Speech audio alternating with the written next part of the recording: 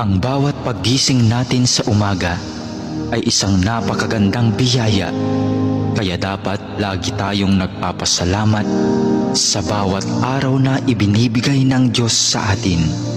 Kaya naman, manalangin tayo sa ngalan ng Ama na siyang lumikha ng langit at lupa. Amen.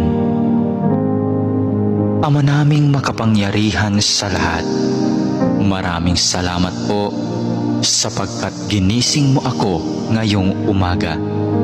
Isang bagong araw na naman ang aking haharapin. At dahil dito, lubos-lubos ang aking pasasalamat. Sa unang mga sandali ng aking araw, nais kong mapuspos ng iyong biyaya at pagmamahal. Kaya narito ako upang makapiling ka sa panalangin. Bantayan mo ako at gawing ligtas sa buong maghapong ito. Ilayo mo ako at ang aking pamilya sa anumang masama. Maituon ko nawa ang aking pag-iisip, pananalita at asal tungo sa iyo.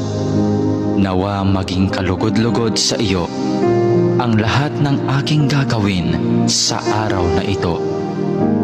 Panginoon ko at Diyos ko, naniniwala at nananalig ako na naririto ka at kapiling ko sa mga sandaling ito, na nakikita mo ako at iyong naririnig ang aking mga daing, mga kahilingan at mga panalangin.